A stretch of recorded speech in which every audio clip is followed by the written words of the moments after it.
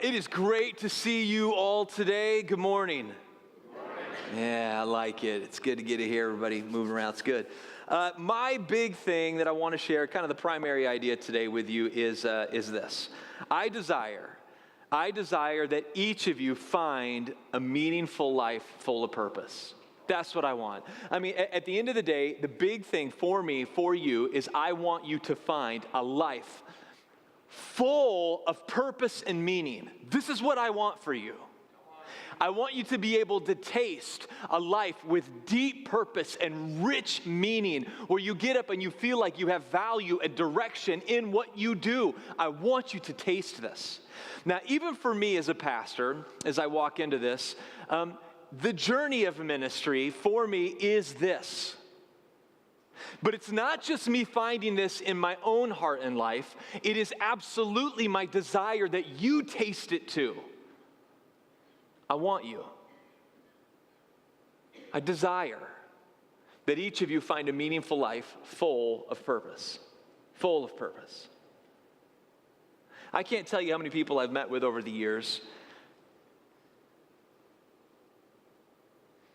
who land at a place where they just feel like life is monotonous and going nowhere. I've actually begun this journey with my kids. I've got 4 children, Noah, Nathan, Emma, and our new baby, Kara. So they're kind of blocked off. We have 3 together and then one, the baby at the end of the line. And so my 13-year-old, I have a teenage boy, and I'm kind of like doing the coming of man stuff, growing up, what's it like to become a man. So I did this trip, I've shared this with you guys before, last summer, I think it was. Last summer we did the trip with Noah. So a year ago, when he was turning 13, I did this coming of age trip with him where we talked about growing up. We talked about becoming an adult. We went down to St. Louis, spent a couple of days there together.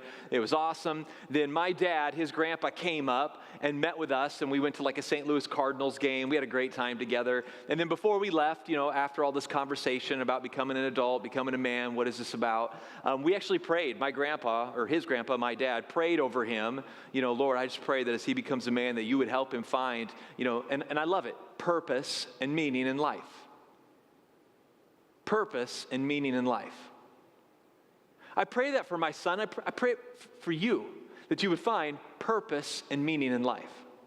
And so continuing Noah's journey, and I'm going to do variants of this with my other kids too, continuing Noah's journey, I want him to be around people that I think have found significant purpose and meaning in life. So this summer, he's actually almost done now with this, but he is going to be out of our house for about 5 weeks. He will be out of our house for about 5 weeks. He's got a youth camp sprinkled in there, a couple little things. But part of this journey of him being out of the house is I have him meeting with amazing people. Part of them, some of these people are even in our own family. A significant portion of them are. So, and I don't talk about this very often, but I am blessed to come from an amazing lineage and family. And so I want him to know and see this. I want him to experience what it is that has driven the people in our family to accomplish such great things. So this little boy, 5 weeks away from home, that's kind of a big deal when you're a kid. And so he went and spent some time with my mom and dad, his grandma and grandpa, and I had them each individually. My dad took him out and spent time with him, and he shared his journey, how he felt like God was calling him to be a lawyer and started the journey into law school. And while he was on that road, God called him to be in the ministry, and so he left that and did the whole seminary thing and got ordained and went into the ministry, and how God kind of shaped him that way. And then he went and spent time with my mom. He literally spent one-on-one time, this little boy, with my mom. And as he's talking with my mom's sharing about her desire, how she ended up landing as a college professor and a counselor and doing the psychology thing and wanting to help people who are in deep need, and how meaningful it is to be able to share with families, to help people that are in marital distress to be able to re-find this deep love and purpose. So my mom is sharing this with him. And then he goes and he spends time, I literally had him go and spend time with his last living great-grandparent on our side. And so he's there. You know, I mean, most 13-year-old boys, all they want to do is like video games and stuff. He likes that stuff too, don't get me wrong. But his daddy makes him do stuff that he doesn't like. And I think it's good for him, and I don't care what you think, right? It's good for him. He needs it. And so he's down. He spent time with his great-grandma, and his great-grandma sharing these stories. They didn't get saved till later on in life. And so she's sharing these stories of how they came to know the Lord.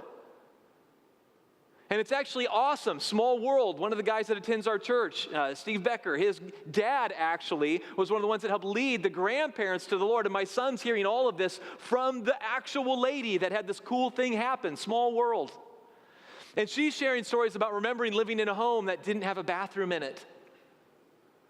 And seasons in their home where they didn't have any electricity. And when they got a radio, it was a big deal to have a radio. And they'd sit around the radio and listen to the stories, like not the news, but like these kids' stories, like TV shows that are for kids. They had radio, like things that were for kids. And they'd listen to that. She had all these really neat stories. I mean, my grandma told my son about, remembering her family where they had no cars. It was like literally horse and buggy driving around. Like she remembers hearing stories of that even from when she was a kid. Just awesome stuff. And my son is learning this massive thing that drove us as a family. I went and had him spend a couple of days with my brother. My brother's he's becoming a larger business owner.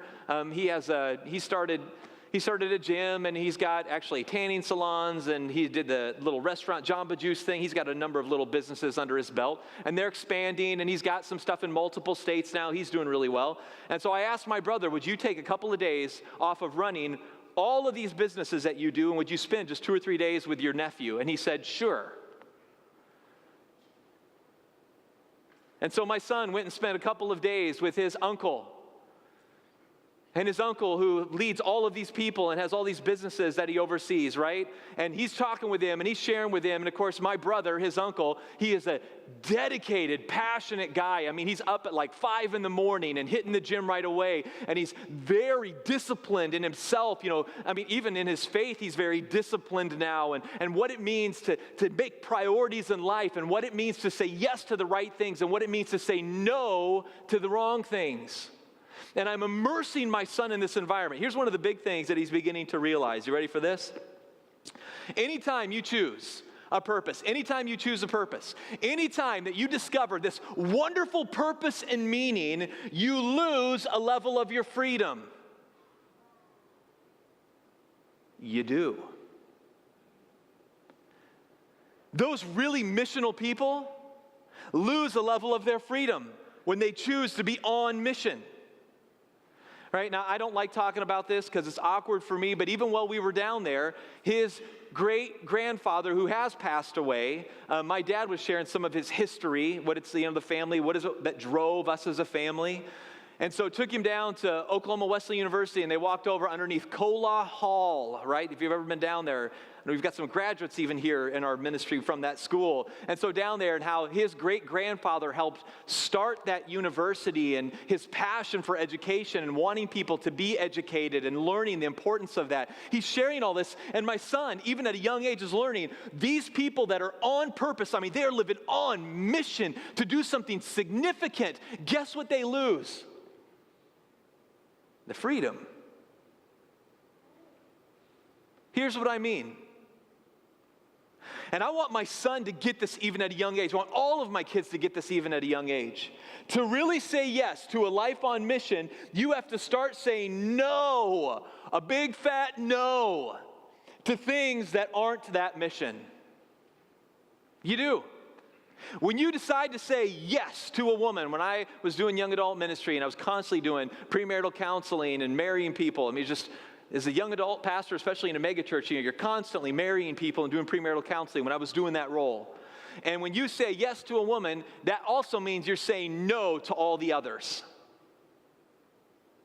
When my dad said, no, I'm not going to go do the law school thing and finish all of that. I'm going to do the seminary route and become a pastor, right? When he said no, to be able to say yes, you got to say no to other stuff. Jean Paul The great existentialist philosopher and writer, in fact, whether you know this or not, you've probably seen movies that he is heavily influenced or even plays that he's heavily influenced. I mean, you're probably aware of his work even if you don't know the name. His work that's influenced a lot of modern stuff. Jean Paul, the great existentialist philosopher and writer, said we are condemned as moderns to be free. We're condemned as moderns to be free. What does he mean by this?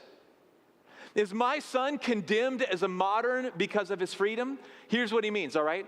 Our modern prime directive, now it's important that you get this. Our modern, today, prime directive and primary cultural value is the freedom for everyone to choose whatever they want in life. Don't put your rules on me.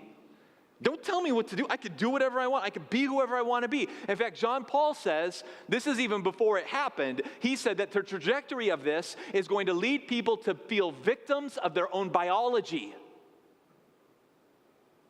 Don't tell me I'm a guy or a girl or whatever. Don't tell me this. I'm not bound by any of your rules. There's nothing that controls me or holds me back. I can be anything I want, whenever I want, however I want to do it. Do not tell me what I want to do, or who I should be, or where I should go, or any value I should have. Here's the catch, Jean Paul goes on to state, yet this freedom, right, this is important, yet this freedom when played out, so when we begin to actually play this freedom out, when you get somebody that's going, no rules on me, ain't no strings on me, ain't no chains on me, whatever I want, however, whenever I want to do it, I'm going to be whoever I want. When this is actually played out, it leads us to feel ever more the victim of those around us who hold the same value system. Jean Paul, the existentialist, says, as this progresses, we are going to see, along with the progression of valuing whatever I want, however I want, whenever I want to do it, as this continues to go up in culture, we are going to see, right along with it, the attitude of victim. I'm a victim, I'm a victim, I'm a victim. I'm a victim of my culture, I'm a victim of my family, I'm a victim of my surroundings, I'm a victim of my own biology. I'm a victim of it.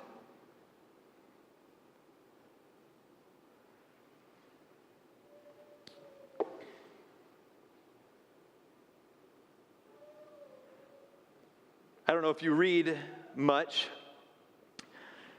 There's a really well-known ethicist, his interesting guy. I've read a lot of his stuff. He says this, the fallacy of modern contemporary Protestant, now he's going to start taking this and he's going to start even poking at churches within Christianity. The fallacy of much contemporary Protestant belief and ethos is less law. Now notice this. Less law, less boundaries, less you telling me what to do, less of this means more freedom. And no law, no law would mean all freedom. That's the logic that modern humanity lives by. It's so funny how more people are getting educated, but our education is becoming ever more wimpy. So like instead of having people broadly be educated and raising them to truly better views of life, what we've done is we've taken our best education and lowered it down so like everybody can get some of it. Even now, right, like I've been looking at doctoral program, and I'm always taking college. I just signed up for 5 more classes. I'm always taking classes and learning. It's kind of fun. So I'm in the middle, right now I'm in the middle of a class, or I'm in a class on the evolution of modern ethics. It's kind of fun, just for the fun of it. And then when I get finished with that one, I'm doing a class on Mesopotamian cultures. So like historical Mesopotamian cultures and communities. It'll be fun too. So I like to learn. But in this, it's funny when I'm talking, of course, within my groups and even my grandparents or my parents and beyond, the level of what it meant, how hard it was to get your PhD 30 years ago compared to what it is today. Lowering that bar, baby. We're lowering that bar. So Hooter, of course, this guy, this ethicist, he says this, the fallacy of much contemporary Protestant belief and ethos is less law means more freedom, ergo no law means all freedom. Right? He says this, quite another relationship, this is important, quite another relationship between law and freedom impresses itself on us. Less law, less freedom, no law, no freedom. What is he talking about? Is this guy illogical? Where's his brain going? Let me see if I can explain it with a metaphor. If I am in the middle of a desert, right? So like, no signs telling me where to go, no direction, nobody around me. He's saying that you are actually more trapped with no signs, no direction, and no purpose, not less trapped. And what we find are people where they're saying, ain't no chains on me, ain't no direction, nobody's gonna tell me what to do, I don't need to be bound by your stuff, get off me, get off me, get off me, I wanna be totally separate, get away. All of that is ridiculous. What this ethicist is saying is that we actually find humanity now, people standing in the middle of a desert, all alone, going, I have no direction, no signs, no. And it's more trapped. They're more trapped in spirit, not more free.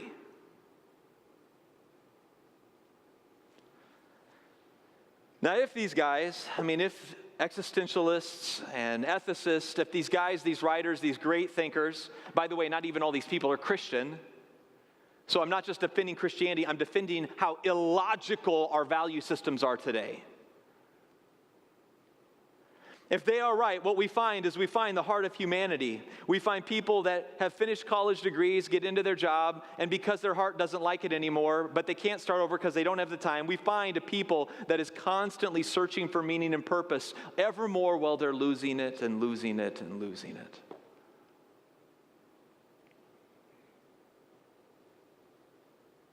This is basically how he thinks, or how these guys are thinking. No real purpose or principles. I'm going to say it, this may be the easiest way to say it. No real purpose or principles actually leaves you more trapped. Like lost in a desert. No direction, no signposts, nothing on me. No real purpose or principles actually leaves you more trapped because you have no direction. So there's my son, 13 years old. How do I get a 13-year-old to understand these complex ideas? I tell you what I do. I put him around amazing people who are living life on mission. And I let him taste how they do life. I think what my son is going through right now is even more significant than all of last 5th grade. Though I'm a huge fan of school, obviously. Or 7th grade, whatever he was in. Thank you. I'm getting my kids mixed up. He's in there somewhere. My wife's in this one, so I'm getting corrected, which is good in this service. And as my son gets to taste this, he is discovering the necessity of purpose, or in purpose is the necessity of direction. Now, here's the funny thing. Within Christianity comes along and says, hey, guess what? We got an answer for this, humanity, and this does actually speak volumes to people. We got an answer for this. And what we have is we have the Bible. So when people say, there's chains in here, it binds me. How do I go? This is a cage for humanity. It keeps me from being whoever I want to be and doing whatever I want to do. The ethicist or the existentialist says, you with no direction or boundary is actually more caged. What this is, now hear me clearly, I want to give you language to use. What this is, it is not a cage, it is a treasure map that shows you the way to the deepest and greatest purpose. That's what this is. It's a treasure map. And when you open a treasure map, it says, don't step there. It says, don't go that direction. Don't get caught up in this. You got to keep following the path. It is literally written as a treasure map. It is not a cage, it's a map. That's what this book is. But we have something really interesting that emerges when Christians gather together who are trying to pursue this treasure map. You're going to have to think. You have to really turn on that brain of yours this morning. Here is the tension. We know we need tactical boundaries. We get this. We know we need tactical boundaries. And the important part as we think about this is I'm not even talking about Christianity. I'm talking about my son. So even my son, as I have him read other great people that have done great things, you name it, Steve Jobs, crossed the line. How they lived, the mission of life, all the things they said no to, all we do is think, oh man, they just got to pursue whatever they wanted in their heart. But in that direction, there was a lot of no mixed in with that yes, right? So he's already learning that even apart from Christianity, we need tactical boundaries and direction to find purpose. You have to have it. You have to have it. If you want to get in shape, you got to say no to that cheesecake, baby.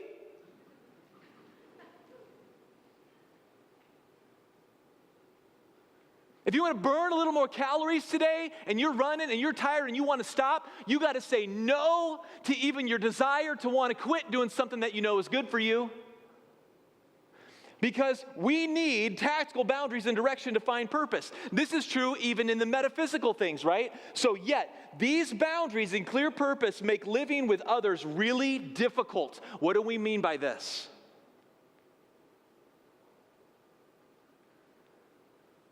If you're living in a home with somebody, my brother's this way. My brother eats clean always. He is so missional. The time he gets up, the food that he eats, when he goes to bed, he lives so missionally. I grew up with him. He is a little insane. I love him. And when you live with somebody that's so on mission and you don't have the exact same value system, they're really annoying. They are. They just are, man. They drive you nuts. And so what we have happening, even within Christendom, is you have people coming together, right, that have their value system, their beliefs, their thoughts, their ideas. Even within Christianity, you see this begin to emerge, where these people come in and they've got their thoughts of how Christianity should be played out. This is what Christianity on purpose looks like. And so you have, now maybe you can put yourself in this place, you have like somebody that grew up in Roman Catholic background. They have their way that they do life, their value system, how they view the world around them, their Roman Catholic background, right? And then you have somebody that maybe grew up like in holiness movement. And they have their way that they think Christianity ought to be lived out, and they ought to do Christianity, and they're living life on purpose missionally. These guys over here, let's take one example like alcohol. You grew up Roman Catholic, having a glass of wine with dinner is no problem. You grew up over here in the holiness movement,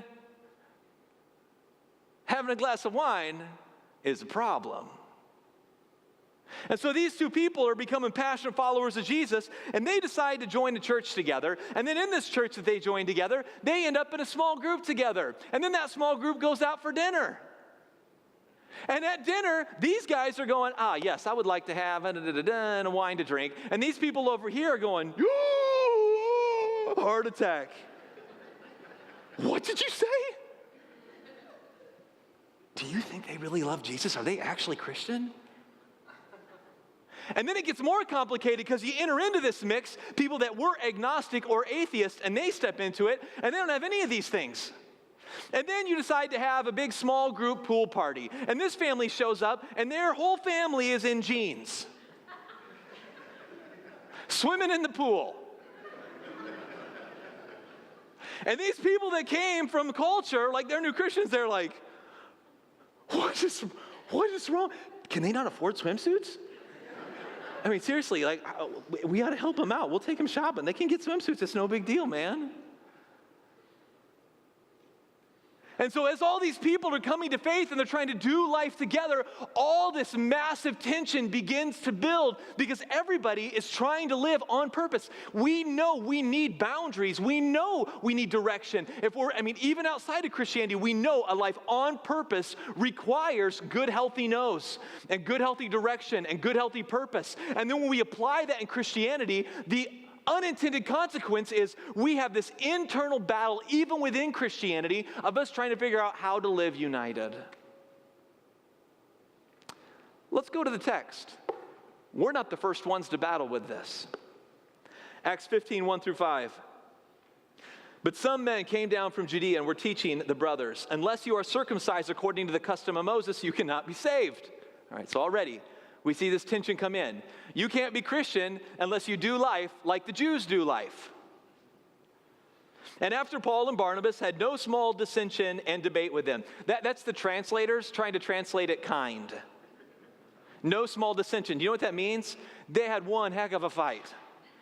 Right? They went to town. They were fighting with each other. Now notice this. There was no small dissension and debate with them. Paul and Barnabas and some of the others were appointed to go up to Jerusalem to the apostles and elders about this question. So being sent on their way by the church. So they're gathering together to fight over how in the world these people are all coming to know Jesus. How in the world do we get them to actually do life together? Because they're constantly living offended with each other.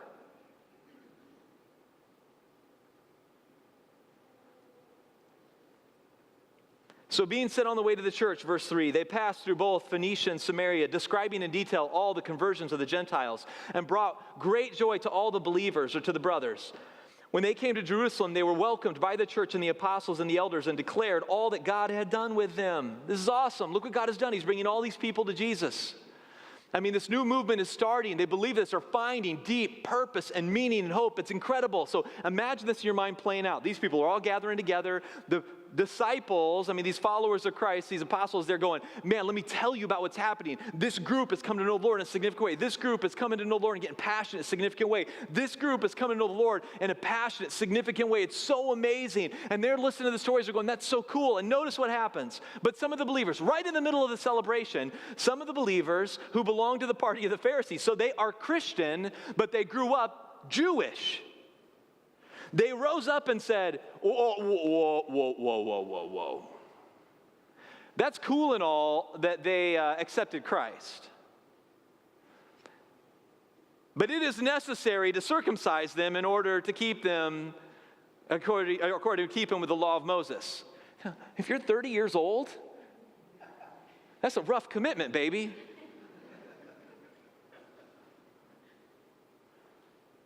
The Antioch church was seeing massive explosion of Christianity in non-Jewish Gentile communities.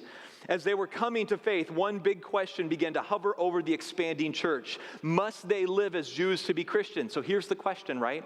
You have these people who grew up like Roman Catholic background, ideas, how church is practiced and done, how communion is done, how all these things are done, right? You have this view that's baked into your DNA. You grew up around it. And you start worshiping and joining this church, this Protestant church, chasing after Jesus. You have these people that grew up like a holiness movement. They have their ideas of how it should be done and how it ought to be. And we're going back and forth, and these guys are going, whoa, whoa, whoa, whoa. That's cool and all that they love Jesus. But to really be Christian, you got to be me. And then these guys over here are going, whoa, whoa, whoa, whoa. That's cool that you got all passionate about your faith and all, and you feel the Holy Spirit moving in your heart. That's awesome. And I'm glad that we're living here together and able to do some of this. But if you're really going to be Christian, put those jeans on when you jump in the pool, baby. And then you got these people that are walking into the mix, and they're like, what in the world is happening?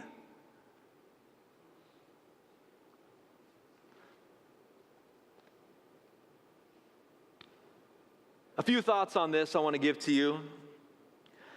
I think the desire, now this is really important, I really want you to get this. I think the desire to be in community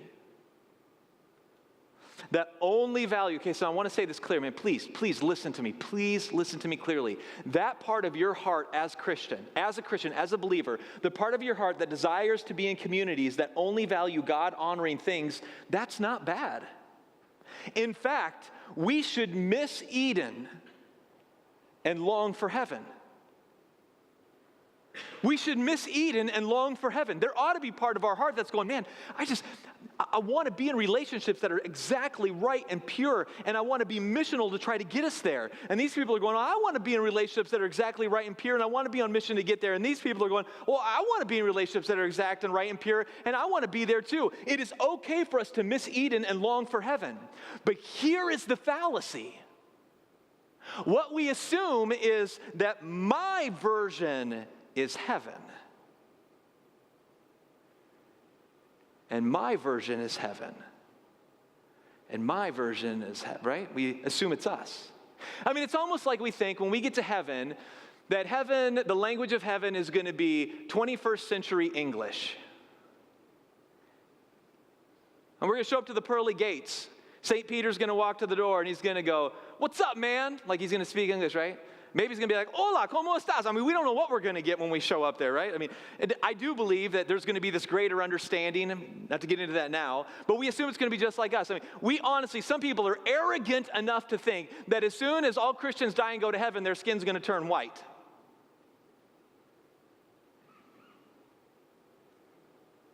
In the name of Jesus, I rebuke that. How arrogant of us to think that our version of whatever we come from is the only Christian version. How arrogant of us to think that our language is the only superior language. How arrogant of us to think that I am Eden or I am heaven. In fact, that's heresy. to think that I am Eden or I am heaven.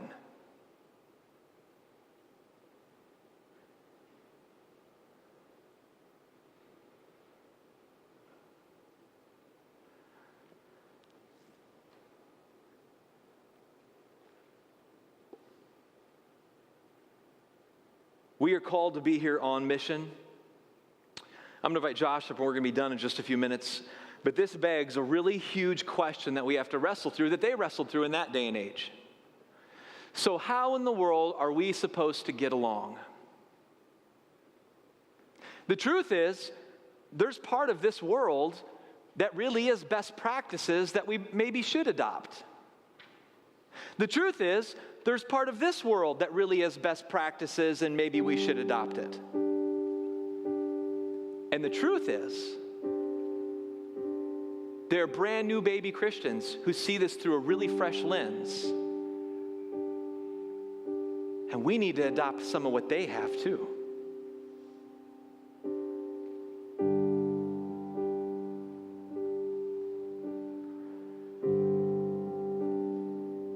Acts 15, 6 through 11. And the apostles and the elders were gathered together to consider this matter. And after there had been much debate, right, so big fight, after there had been big fight, Peter stood up and said to them, brothers, you know that in the early church days, God made a choice among you. So what was the choice? In the start, the inception of the church, the choice that by the mouth, the Gentiles, but by my mouth, this is Peter, the Gentiles should hear the word of the gospel and believe. So the gospel is for all, it's for all. And God, who knows the heart. Now notice there's a shift. When you just see this thing, man, when you just read through the Bible really quick, you miss all these really important chunks. There's a shift in the language here. And God, who knows the heart, and God, who knows the heart, God, who knows the heart, bore witness to them. So he sees into the hearts. Because not everybody out of this group is on mission right. Not everybody out of this group is on mission right. Not everybody out of this group is on mission right. But God sees the heart. And he calls those people out. The ones whose hearts are right. Notice the change in text here. And God who knows the heart bore witness to them by giving them, bore witness. Let's see, here we go. And made no distinction between them, distinction between us and them. Verse 9, having cleansed their hearts by faith. Now, therefore, you are putting God to the test by placing a yoke on the neck of the disciples that neither our fathers nor we have been able to bear. But we believe that we will be saved through the grace of the Lord Jesus, just as they will. Okay, so in all of our distinctions, we accidentally end up creating things that may be good for us but detrimental to others. But some of the things that we do abide by, everybody needs to abide by. So how in the world do we filter out what is good idea and what is sin? And how do we filter out what is smart best practice but not necessarily salvation necessary? How do we filter all this out? Going down to verse 15, and with this words, and with this, the words of the prophets agree, just as it is written. After this, I will return and I will rebuild the tent of David that has fallen. What is the tent of David that has fallen? What has broken that these guys are addressing in this gathering of Christians? I will rebuild its ruins, I will restore it, and the remnant of mankind may seek the Lord, and the Gentiles who are called by my name, says the Lord, who makes these things known from old. What is being known from old? It says it right there in the text. The people, it's the hearts that are seeking after God. If I could go back in time, like if I could take just this service, I say that to each of the services, right? But just this service. And we could jump on a time machine. Like this church could just like turn into a cool time machine. And we could go back in time. Back to, in fact, this fight in history was so big. In 49 AD, it was given by historians the name, the Jerusalem Council. Like it became so big. This fight was so big and so intense, it got an official name. The Jerusalem Council in 49 AD. And if we could jump in a time machine and go back and land, or maybe hover over, like somehow be invisible where they couldn't see us, and hover over and look down at this happening in the early church, this would not be one of our prouder moments. It's good news, actually, that even from the very early spots of the church, they fought about this. And it's good news that they discovered a way to get through it, because it means there's hope for us. Now, what in the world is he talking about here? The road to the truest peace. Okay, now you can't miss this. The road to the truest peace is found in fully embracing one all-reaching, culture-shifting law that should affect all we do, and when truly pursued, it unites all believers. There's one thing. Are you ready for this? Here it is. Seek and know the Lord. He literally returns them back to the heart of David. That's what James says in that latter part. So Peter starts talking, then James near the end, right? So when you back up and you look at this, and with these words, the prophets agree, just as written, as this, I will return. I will rebuild the tent of David that has fallen. I will rebuild its ruins. What is this? It is the heart, literally right here in the text, I will restore it, that the remnant of mankind may what? Seek the Lord. I mean, even in the Bible, Luke 10, right? Seek and know the Lord. Or to love the Lord your God with all your heart, soul, strength, and mind. What we must do to begin the journey to unity is embrace humility. The journey to unity begins with humility. And here's what I mean by this.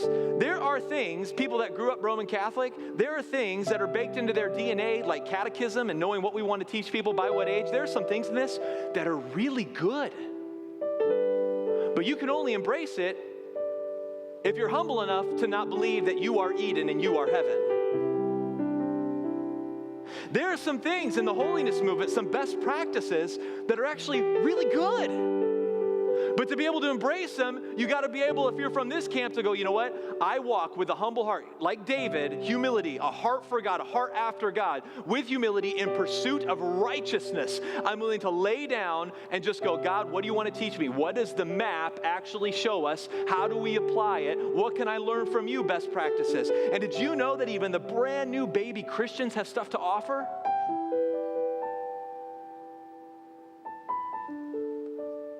I'm almost done. Years ago, I was invited to speak at an Upwards event, a big Upwards sports event. You guys familiar with Upwards Sports? Upwards Sports is the Christian version of city sports leagues. Right? So I was a huge fan of them. I actually coached it. I've coached Upwards football, I've coached Upwards basketball, and I've coached Upwards soccer. So I've even coached in them. Just when my kids were little, I like coaching. I don't do it right now just because I'm so busy. Maybe I need to do that again. Those were good days. But I've coached a little bit of everything through there, and I enjoyed it. But Upward Sports is basically the Christian version. So what we do is we gather together with all the Christians. We're like, hey, all you Christians, we're going to start our own league. And so we're going to pull our Christians out of the city leagues, out of the school leagues. We're going to pull them all out of there, and we're going to gather them together. And then to try to make this sound evangelistic, we're going to say, invite your non-Christian friends to come to us. So on a team, you might have one. I mean, I coached the teams. You might have one, or you might go 2 or 3 seasons with not having any non-Christians, but you might get one on your team. So I'm invited to speak at this huge rally, and it was one of the largest programs in the U.S. Upward Sports, the organization, came to it. In fact, I didn't realize how big it was. I got a little nervous when I walked in the room. There were thousands of people there in this organization, right? And they're like, proclaim the gospel. So I did, man, to the best of my ability, I brought the heat. And even while I'm preaching, I realize I am trying to save the saved. I mean, maybe there are some stragglers, a grandma and grandpa that got brought along, or an uncle that showed up. There are some stragglers that needed to hear the gospel. But pretty much what I was doing was trying to save the saved. And I thought, man, you know, I've not even talked about this publicly for years because I'm still working it through in my head. But like Acts 1:8, all the believers come together and these mega churches are started in the first part of the Bible. And then what happens in Acts 8, so a few chapters later, all of a sudden massive persecution comes along. And I honestly, it's like this sea, think of thousands of people, all these Christian athletes all hanging out together. That's cool, I like that. That's not a bad thing necessarily. But what if I could take like a spiritual hammer, like a big sledgehammer, and just shatter it?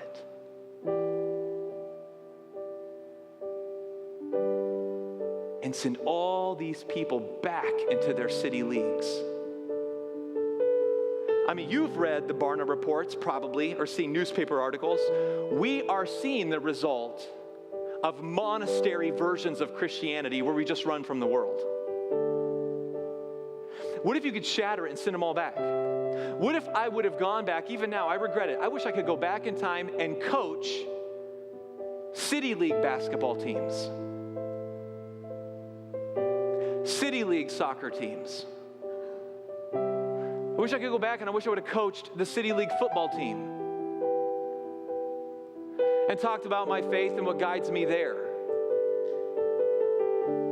You see, even these brand new people that are stepping in and their whole world is non-Christian. Their whole world is non-Christian. They have something they can teach us, and that thing they're teaching us is the final command Christ gave us, to go into the world and to run and hide and never talk to anybody. Oh, no, that's just how we live. Actually, it's to go into the world and to do what? Make disciples. Baptize them in the Father, Son, and the Holy Spirit, right? That's what he's called us to do. He didn't call you to go and run and hide.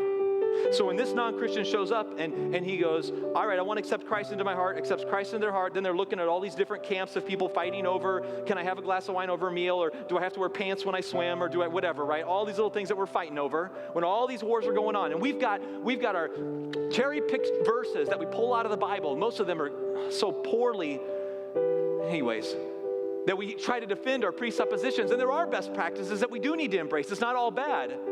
But some of these people have never talked to a non-believer in their life. Some of them haven't let anybody, they can't even remember the last time they've shared their faith. And the new believer's like, well, what do? Do I go into this group and just shut out all that world? Or do I go into this group and shut out all that world? And this little brand new believer goes, well, I'm just reading the Bible, and Jesus has called me to go into the world. I'm just going to share my faith with the people I do life around. There's something that this person can teach us. But the way to unity is through humility. The way to unity is through humility. The way to unity is through humility.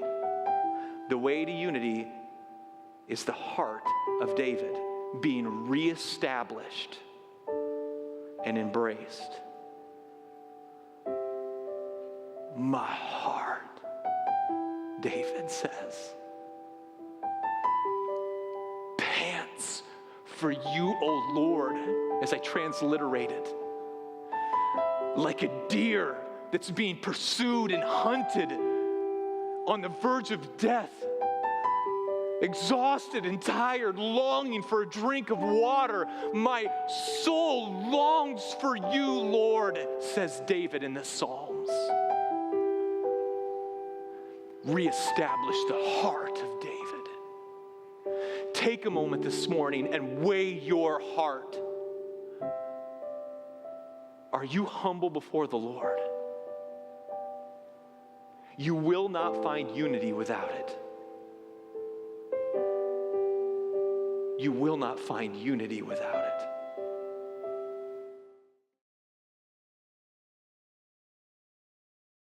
We just want to thank you for watching the sermon online. If God is working in your heart, we would love to hear about it. You can go online, www.encountertrinity.com/nextstepscard. You can fill out information there. Let us know what God is doing in your heart. If you need help with anything, we would love to help. Counseling, we would love to do anything that we can to help you go to that next level spiritually. When you fill this out, it goes to one of our pastors. It is private, and we will take care of that information to the best of our ability. We love you, we care about you, and we want to see God do great things in your life. Have a great day.